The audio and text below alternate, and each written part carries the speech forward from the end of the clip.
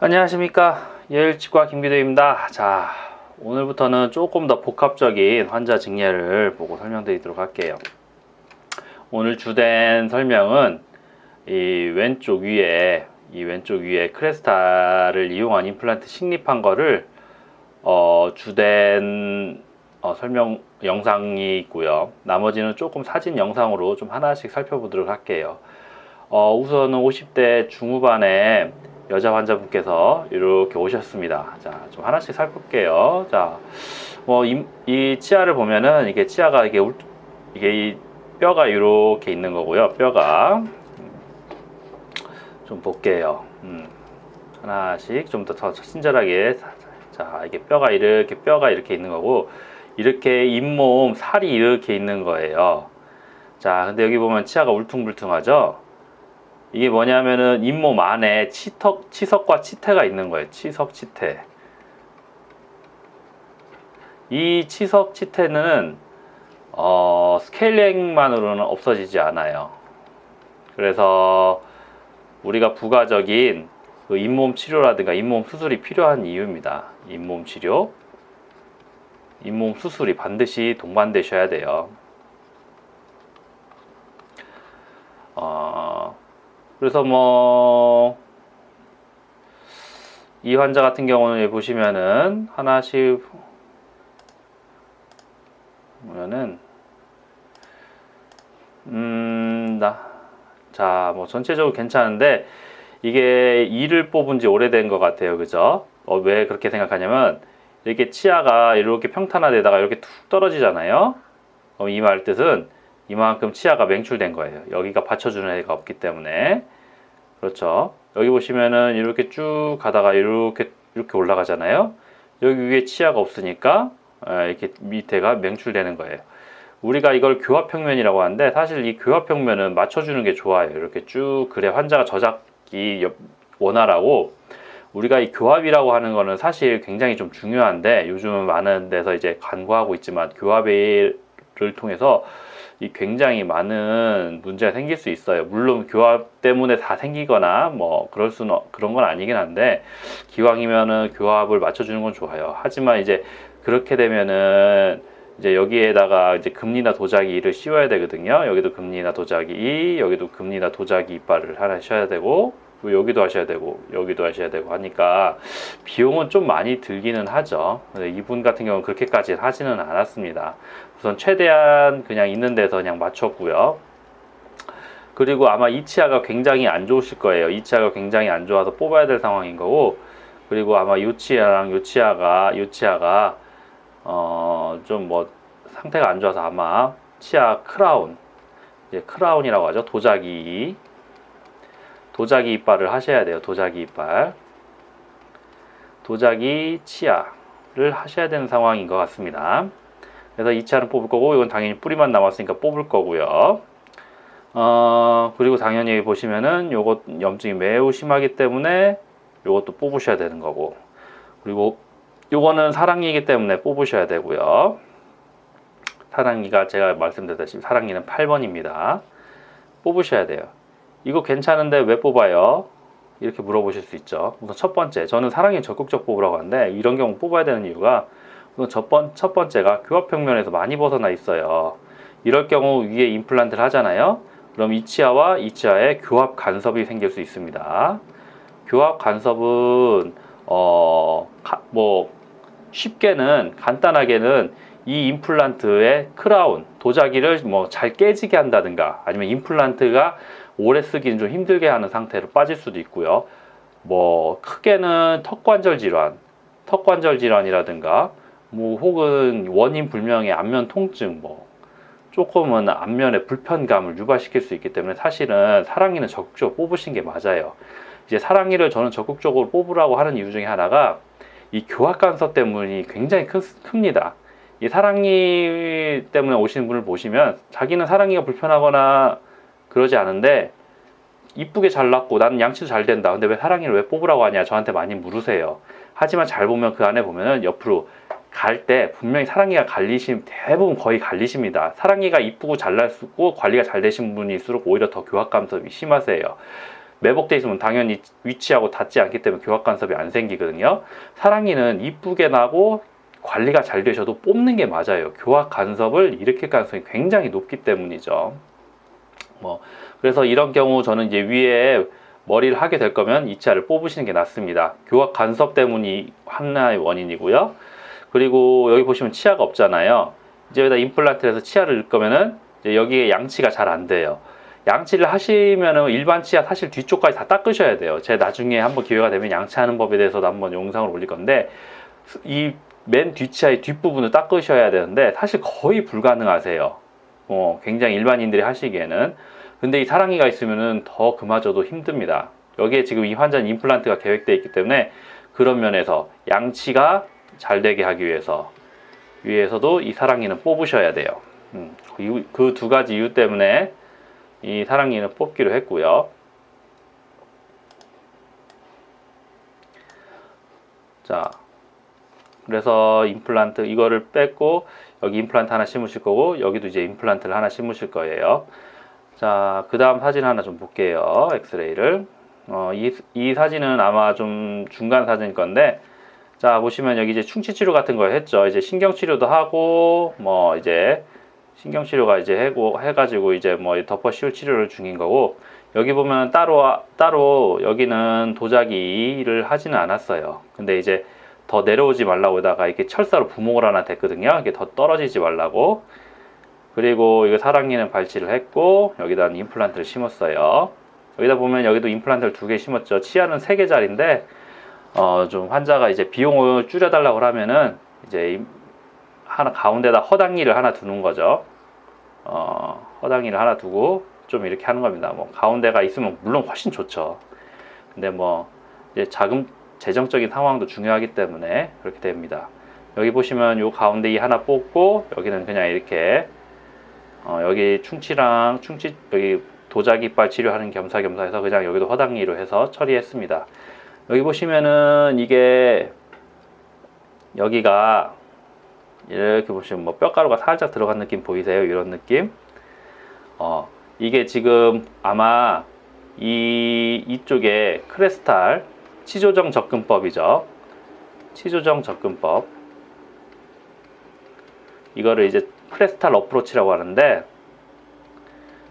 치조정 접근법을 할 때 단점이 뭐냐, 전에 영상에 한번 설명드렸는데, 이 잘 올라가고 있나 아니면은 지금 문제가 있나를 알 수가 없어요. 그렇기 때문에 중간에 한번 엑스레이를 촬영해서 이게 잘 올라가고 있나 한번 확인해 보는 거예요. 이렇게 되면 잘 올라가고 있구나 한번 우리가 체크하실 수 있죠.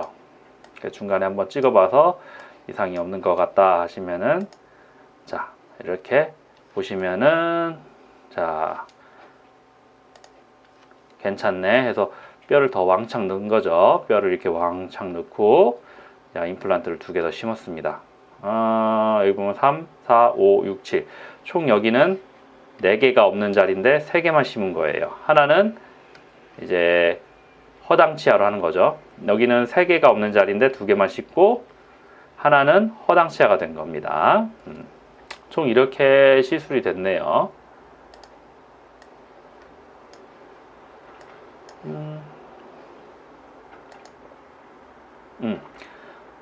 오른쪽 아래는 아마 이게 그냥 단순히 뼈 이식 없이 심어가지고 더 빨리 됐을 거예요. 더 빨리 돼가지고 이렇게 가운데 허당치아 하나가 들어가고 2개 됐고요. 위에는 신경치료하고 잘해서 머리까지 씌웠고요.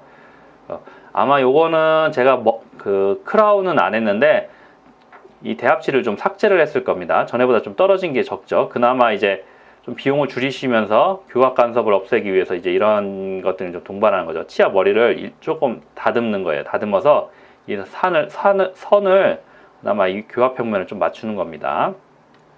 그래서 여기는 뼈 이식이 됐기 때문에 좀 오래 걸리죠. 이럴 경우 4개월 정도 저는 기다리거든요. 그리고 이게 없으면은 어차피 이 밑에 있으나 없으나 똑같기 때문에 같이 기다리는 거죠. 같이 뜰 때 본 뜨면 훨씬 더 편하기도 하고 잘 나오기도 하고 그렇습니다. 자, 보시면은 이게 여기가 뼈가 없고요. 그쵸, 뼈가 없죠. 여기가 떨어지지 말라고 부목을 좀 대놨고, 여기 아까 사랑니가 보이네요. 여기 사랑니 이렇게.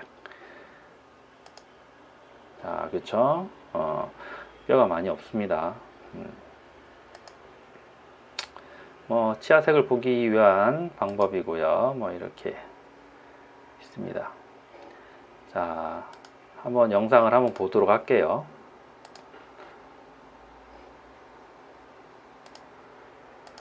자,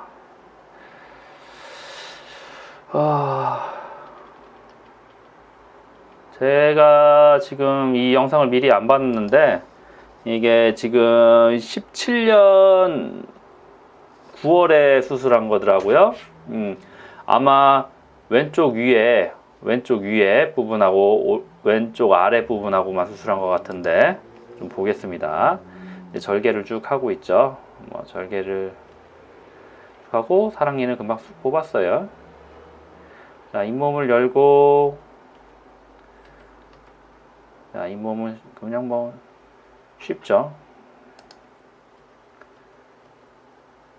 자, 뭐 이거는 단순 식립이기 때문에 뭐 그렇게 크게 어려운 건 없고 드릴을 하고 뭐 바로 심으면 되는 거라서 빨리 넘어가도록 할게요. 그죠? 드릴 계속 하고, 뭐 얼마나 깊은가 좀 보고 계속 드릴 하고. 자, 이제 임플란트가 여기 들어갔네요. 임플란트가 여기 들어갔고. 자, 오늘의 하이라이트인 왼쪽 위에 크레스탈 수술을, 치조정 접근법 수술을 좀 보여드릴게요. 뭐 수술 시간은 임플란트 3개 심고 크레스탈 수술까지 다 하는데 한 1시간 정도 걸린 것 같아요. 뭐 이거는 잇몸을 많이 짤 필요는 없어요. 예, 측방법에 비해서 잇몸을 많이 짤 필요는 없고 그냥 이렇게 쭉 긋고요. 아마 이렇게 쭉 그냥 이렇게 한번 긁 거예요. 그래서 그냥 바로 열 겁니다.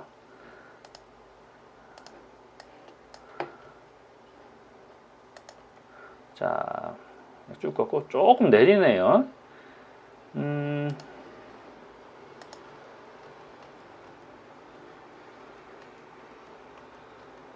자, 잇몸을 많이 열었네요. 자, 이거는 임플란트 3개 심을 건데 그 위치를 표시하는 것 같아요. 이제 여쯤에 하나 심고 이쯤에 하나 심고 그 반대 치아랑 봐서 여기에다 하나 심고 여기다 하나 심고 이쯤에 하나 심고 뭐 이런 것 같습니다. 이게 지금 현재 24, 25, 26, 27이었거든요. 그러니까 이럴 경우에 이제 24가 없고 25가 없고 26이 없고 27이 없는데, 이제 26, 27이 힘을 많이 받는 부위니까 뺄 때는 25를 빼는 게 좋죠. 25를 빼고 24, 26, 27 3개를 심는 거 쉽습니다.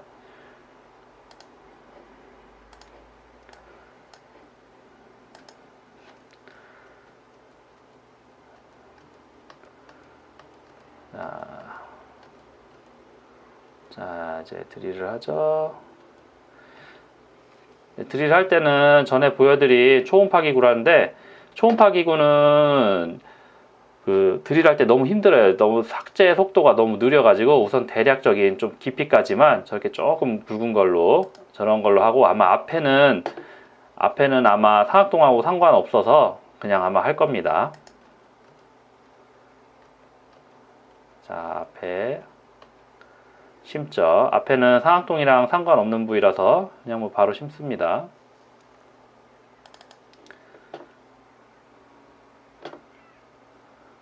자, 이거죠. 앞에는 상악동이랑 전혀 상관없는 부위라서 그냥 바로 심었네요.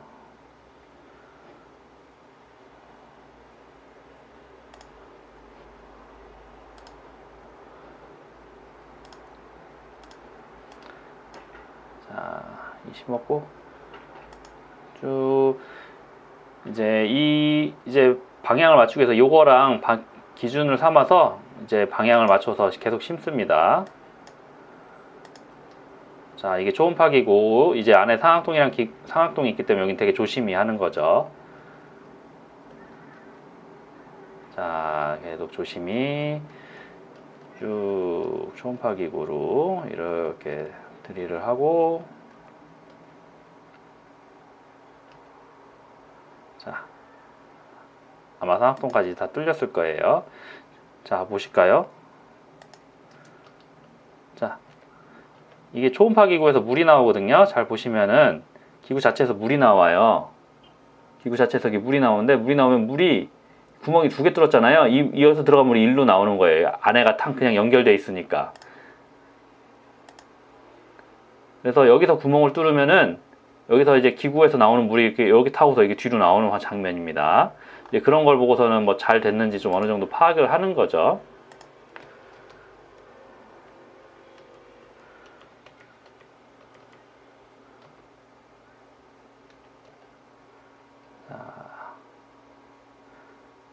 이제 조금 넓혀주는, 뼈를 넣기 위해서 이제 좀 넓혀주는 거예요. 이게 그때 보였다시피 측방벽을 이용한 접근법은 여기를 여는데, 이거는 그냥 임플란트 식립할 부위를 이렇게 여는 겁니다. 임플란트 식립할 부위를. 그래서 이건 측방벽은 옆을 열기 때문에 우리가 눈으로 꽤 상당 부분 정보를 얻을 수가 있어요. 그에 비해서 지금 보시다시피 치조정은 안에를 사실 볼 수가 없어요. 이게 지금 잘 되고 있나 전혀 몰라요. 그래서 굉장히 여는 양도 적고 간단함에도 불구하고 이게 굉장히 조심스럽게 하고 있거든요. 굉장히 이게 안에가 어떤지 상황을 모르니까. 이제 뭐 그런 경우는 좀 설명을 약간 더 드리면은 측방벽 하실 때 앞에 영상을 보셔서 측방벽 접근법으로 가신 거 보면은 뼈가 거의 없어요. 뼈가 뭐 1mm, 많아야 2mm. 근데 이런 경우 같은 경우, 이런 뼈 같으면 거의 5, 6mm는 충분히 나오거든요. 뭐 4mm, 6mm, 7mm 뭐 이 정도 나옵니다. 그러면 이 정도는 좀 우리가 치조정 접근법을 좀 쓰는 거죠. 치조정 접근법. 그에 비해서 측방 접근법은 이게 너무 없어가지고 뭐 사실 뭐 못하는 건 아닌데 조금 뼈를 많이 넣고 좀 그러려고 이제 측방벽 접근법을 접근하죠. 이거는 좀 뼈가 좀 양호해 가지고 이분 같은 경우는 치조정 접근법으로 접근한 겁니다.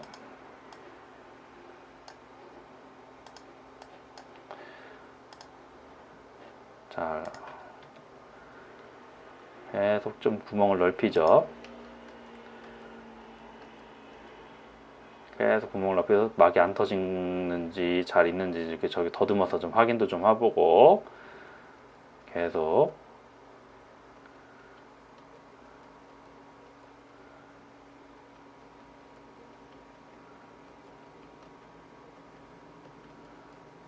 자, 드릴을 계속 조심해서 하고 있죠. 머리로 너무 많이 가렸네요.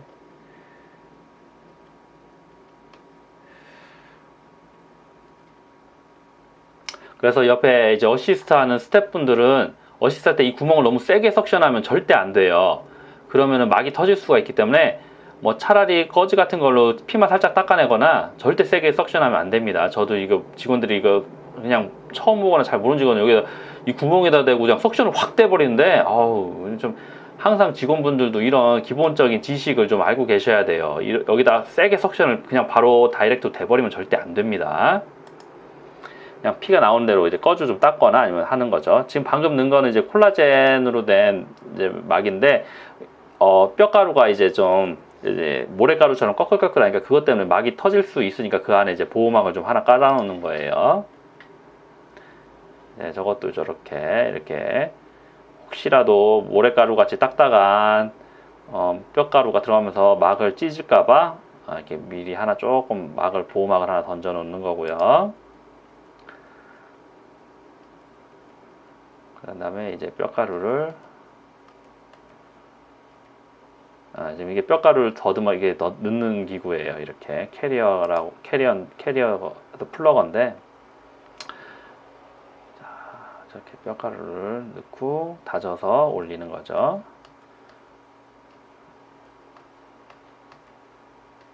자, 이게 뼈가루고 이렇게 다져서 올리는 거예요. 그냥 쭉쭉. 쉽죠? 쭉쭉. 자, 뼈가루를 다져서 쭉 올립니다.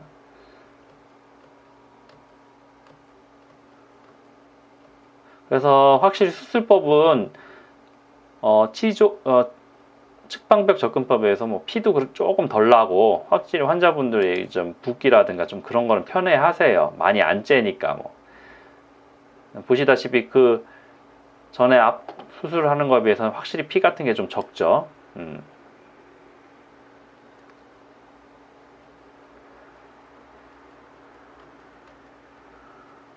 쭉 계속 뼈를 넣고, 뼈는 계속 저렇게 넣어요. 중간에 이제 엑스레이를 찍어서 뼈가 잘 올라갔나 한번 체크도 한번 해보는 거고요.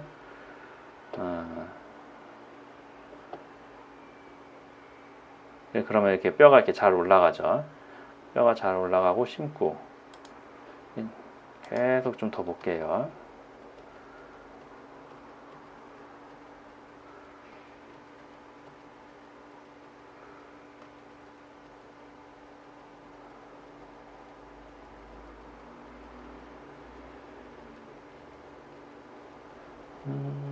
계속 뼈를 올리고 조금 더 빨리 보겠습니다.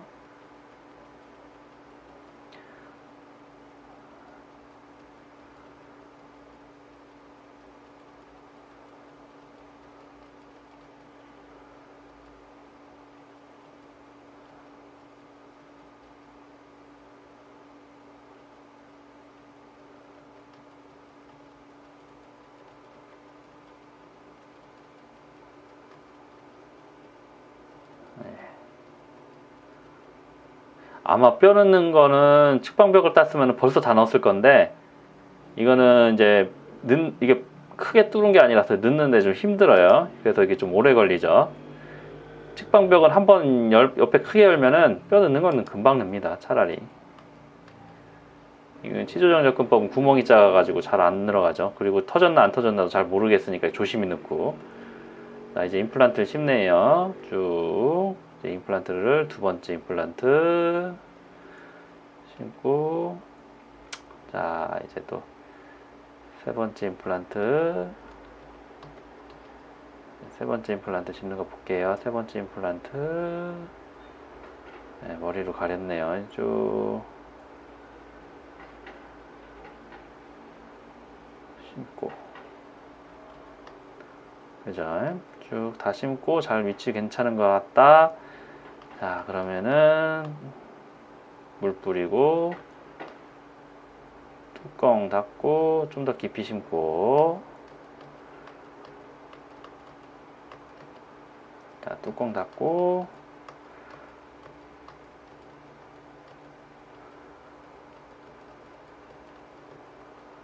자, 꼬매고요. 뭐 이때는 특별히 큰 봉합 방법은 없어요. 뭐 잇몸을 뭐 크게 째거나 아니면 어려운 방법, 뭐 잇몸을 그렇게 하거나 한 게 없으니까 그냥 단순하게 단순 봉합으로 이렇게 해주시면 됩니다. 그냥 한쪽에서 들어가서 한쪽 나와서 이렇게 노트, 한쪽으로 들어가서 한쪽 나와서 노트, 이렇게 나와서 노트, 이렇게 해주면 되죠.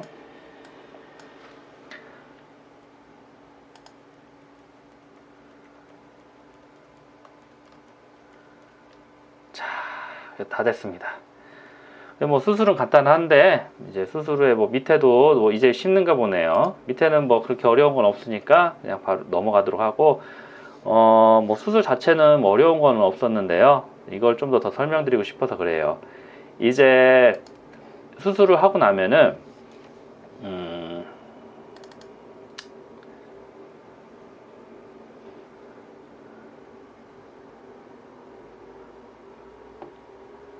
이게 다 수술을 하고 나서 사진인 것 같은데, 보면은 밑에는 이렇게 뭐가 이렇게 나사가 이렇게 나와 있죠.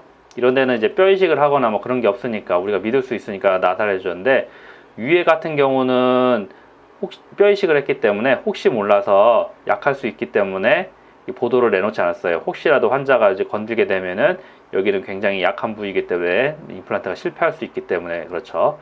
근데 제가 전에 한번 말했다시피 임플란트는 크게 3개의 수술을 나눠줘요. 임플란트 식립술, 그죠? 두 번째가 경조직 수술,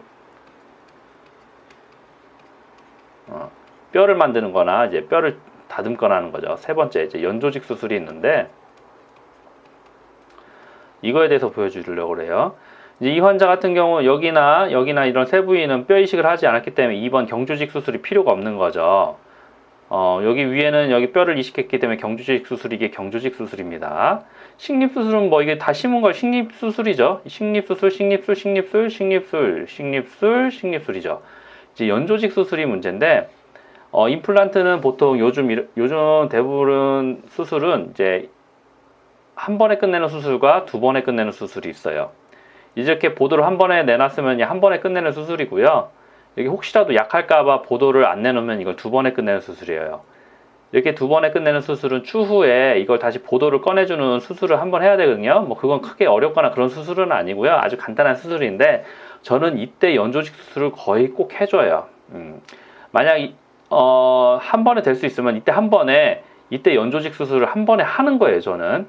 그래서 저는 임플란트는 과연 대부분 연조직 수술이 동반돼야 된다는 것을 꼭 많은 치과의사 선생님이라든가 그런 분들께 꼭 좀 얘기 좀 드리고 싶어요. 연조직 수술이 반드시 동반돼야 된다. 언제? 한 번에 끝나는 수술이라면은 이때 다 같이, 두 번에 하는 수술이라면 두 번째 수술 때 이 연조직 수술을 좀 하는 게 개인적으로는 좀 많은 도움이 되는 것 같더라. 뭐 사실은 이것도 뭐 사람마다 좀 의견 차는 있어요. 뭐 심지어 논문에도 별 차이 없다는 사실이 있는데 하시는 게 좋은 것 같아요. 뭐 우선은 보기가 이뻐요. 보기가 확실히 이쁩니다. 관리도 좀 더 잘 되는 것 같고. 그래서 뭐 우선은 여기서는 뭐 그거에 대한 논의보다는 제가 대략 어떻게 하는지만 좀 보여드릴게요. 자, 우선 몇 가지가 있는데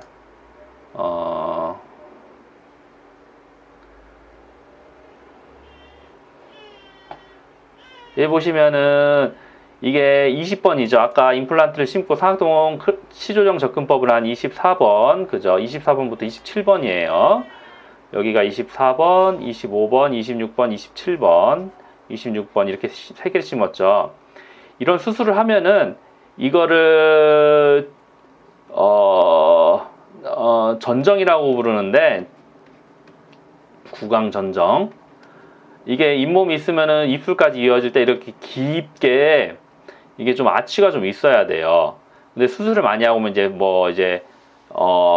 이 아치가 이 깊이가 좀 부족하신 분들이 있어요. 이거를 다시 좀 늘려주는 수술이 좀 중요합니다. 이걸 구강 전정 성형술이라고 해요. 구강 전정 성형술. 나중에 여건이 되면은 이걸 좀 보여드리고 싶은데 뭐 그렇게 어려운 수술은 아니고요. 좀 관심을 가져서 환자분이 이런 걸 해주면 양치할 때 확실히 도움됩니다. 양치할 때 칫솔이 이렇게 안으로 들어가야 되는데 여기에 너무 얕으면은 칫솔이 잘 들어가서 이게 원활하게 양치를 하기도 힘들고 뭐 이렇게 음식물을 헹구기도 좀 많이 힘들어요. 물 같은 거를 우물우물해서 헹궈내기도 힘들어요. 별로 어렵지 않아요. 잇몸이 이렇게 매우 얇긴 한데요. 뭐 몇 미리 아주 얇죠. 정말 뭐 1점 몇 미리 이럽니다. 근데 이거를 반으로 잘라야 돼요. 이렇게 반으로 싹 잘라서 이게 살짝 내려주면 좋아요. 이렇게 살짝 내려주면 이 구강 전정의 깊이가 깊어지는 성형술이 되거든요. 구강 정정 성형술. 대부분 이 구강 정정 성형술은 구강 정정을 깊게 만들어주는 수술입니다. 깊게. 그래서 이런 거는 저는 뭐 특별히 환자한테 뭐 얘기 안 하고 그냥 해드려요. 나중에 제 임플란트를 더 조금이라도 잘 쓰길 바라는 마음에 해드리는 거고, 사실은 뭐 환자분이 거의 모르시죠. 이런 게 제가 했는지도 모르시고, 그리고 뭐 이거 솔직히 안 한다고 해서 환자분이 임플란트를 쓰는데 뭐 문제가 생기거나 하지는 않는데, 그냥 저의 작은 뭐 그냥 서비스적인 뭐 성의입니다. 이런 거 조금이라도 더 좀 잘 쓰게 해드리기 위해서 이런 구강 전정 성형술을 좀 하는 거고요. 또 하나 뭐 말씀드리면은, 자, 이게 구강 정정 성형술을 한 다음에 이렇게 봉합술을 해가지고 이렇게 밑으로 안 떨어지게 하는 방법입니다. 하면은 확실히 깊어져요. 정말 뭐 차이는 뭐 그야말로 몇 밀리미터 수준이긴 한데 깊어집니다. 그럼 확실히 환자가 양치하기 훨씬 더 편하시죠. 그 다음에 이런 영어로 전문 용어로 APF라고 하는데, APF. 이제 잇몸에는 두 가지가 있어요. 좀 물렁물렁한 부위가 있고요. 좀 딱딱한 잇몸이 있어요. 딱딱한 잇몸.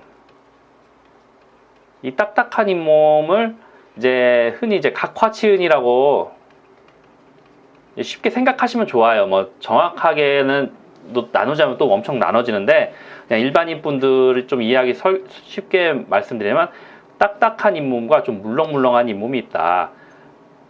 물렁물렁한 잇몸은 아까 같은 잇몸이죠. 이제 이런 부위가 이제 물렁물렁한 잇몸, 딱 보면 색깔이 좀 차이가 있죠. 이 부위가 좀 딱딱한 잇몸이에요. 딱딱한 잇몸. 딱 봐도 좀 딱딱해 보이죠. 이 부분은 물렁물렁한 잇몸. 이 물렁물렁한 잇몸이 이제 구강 전정을 형성하는데, 좀 구강 전정을 좀 이쁘게 좀 다듬어주는 구강 전정술을 한번 한 거고요. 이 딱딱해 보이는 잇몸이 많은 게 좋아요. 어느 정도 있는 게 좋아요. 어느 정도 있는 게 확실히 임플란트 주변에 이제 그 임플란트를 좀 보호하는데 확실히 유리합니다. 그 이게 치과에서 쓰는 이제 바람 나오는 그게 있는데, 물도 나오고 바람도 나오는 이제 3웨이 시린지라고 하는 게 있는데, 그래서 바람으로 불어보면 이 딱딱한 치은이 있으면은 임플란트 주변의 잇몸이 확실히 탁 안정돼서 가만히 있어요. 바람을 이렇게 불러도. 근데 확실히 이 각화치은, 딱딱한 잇몸이 없으면은 부르면은 이렇게 치은 잇몸, 그 임플란트랑 잇몸이랑 이렇게 바람이 들어서 헐렁헐렁헐렁 거려요. 그 말인즉슨 식사를 하면 그 사이로 음식물이 잘 끼일 수 있다는 거죠. 그리고 좀 아파해요. 확실히 잘 붓고요. 확실히 그런 건 조금 있는 것 같아요. 이거는 사람마다 좀 개인차가 조금 있기는 있습니다. 좀 있는 것 같다. 그래서 저는 조금씩은 만들어 드려요. 이것도 사실 만드는 방법은 여러 가지가 있는데, 가장 간단하고 쉬운 방법이 이렇게 여기 있던 딱딱한 잇몸을 살짝 내려주는 거예요. 이거를, 이 딱딱한 잇몸이 사실은 원래 여기까지 있었는데, 이거를 이렇게 살짝 내려주는 거죠. 살짝 전체적으로 내려주는 겁니다. 이렇게. 이것을 APF라고 불러요. 그리고 그것을 충분히 안정화시켜주는 이런 봉합등이, 좀 어려운 봉합등이 필요하죠. 예. 이렇게 봉합이 여기도 좀 들어가고, 단순으로, 여기도 좀 단순으로 들어가고, 이거는 뭐냐면은, 아까 구강전정 성형술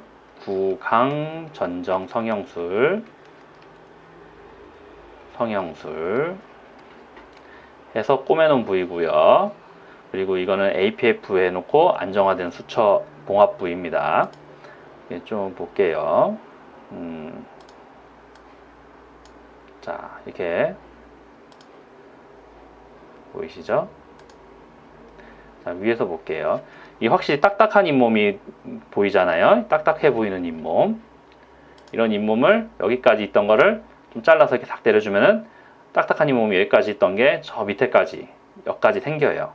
그래서 좀 더 좀 건강하게 쓸 수 있다는 거. 여기는 아까 구강전정 성형술을 시행한 부위죠. 이렇게 구강전정 성형술을 시행한 부위. 이거는 APF에 한 부위. APF.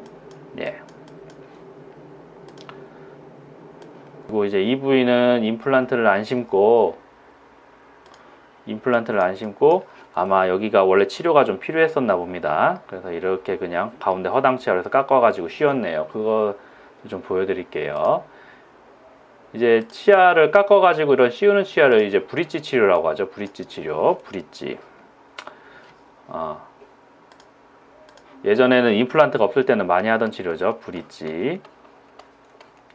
이 앞치아를 깎고, 이제 뒷치아를 깎고, 원래 이제 치아 뺐던 부위는 허당치아로 해가지고 브릿지를 만든 거고, 이 뭐 보시면은 환자분들한테 좀 설명드리고 싶은 게, 이게 항상 제가 이제 치아를 깎고 나면 환자분들이 너무 많이 깎은 거 아니냐, 이상하다 뭐 이렇게 말씀하시는데, 이제 이거 크라운이라고 하는데, 크라운에서 치아를 삭제하는 걸 프랩한다고 하죠. 프리퍼레이션이라고 하는데, 프랩이라고 하는데, 보통 줄여서 그냥 저희들끼리 편하게, 프랩에는 항상 기본적인 원칙이 있어요.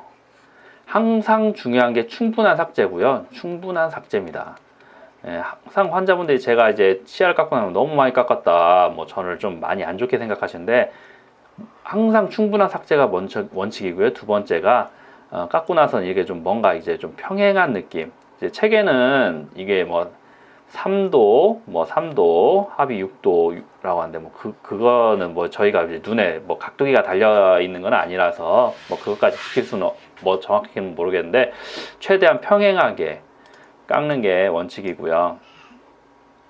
그래서 항상 충분한 프렘 양이 필요합니다. 그래서 이런 이제 요 선을 이제 마진이라고 하는데, 원래 치아랑 이제 깎은 부위까지가 한 1.5mm 뭐 이렇게 어느 정도 충분한 간격이 있어야 돼요. 그래야지만 우리가 도자기를 올릴 때 그 도자기 치아에 도자기가 또 충분한 두께가 나와야 되거든요. 충분한 두께가 나와야 됩니다. 그래야지 치아가 이쁘고, 이 가짜 치아, 이 도자기 치아가 이쁘게 나오고요. 충분히 강하게 나오고요. 충분한 두께가 있어야 되니까 강하게 나오고요. 그리고 충분한 유지. 유지는 이게 좀 이게 이렇게 좀 수평하게 이게 깎는 걸로 얻는 거고, 또 이게 잘 맞는 보철물, 도자기 이빨을 만들 수 있는 거예요. 이 마진이 충분하게 잘 나와야지만, 이 길이가 충분히 잘 나와야지만 우리가 잘 도자기랑 이 치아랑 잘 맞게 만들 수 있어서 일로 음식물이나 침이 안 들어가서 이 치아 안에 있는 치아가 썩지 않게 최대한 잘 밀폐할 수 있는 그런 상황을 만드는 거예요. 그렇기 때문에 환자분들이 좀 이런 거는 오해 안 해주셨으면 합니다. 이 치아가 이 정도면은 절대 많이 깎은 게 아니에요.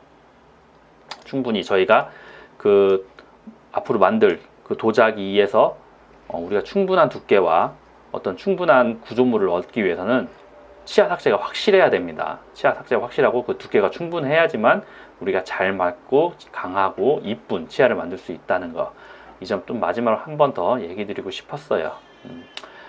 예, 긴 시간 봐주셔서 감사하고요. 다음 영상에서 또 좋은 내용을 한번 또 준비해서 또 인사드리도록 하겠습니다. 예, 시청해 주셔서 감사합니다.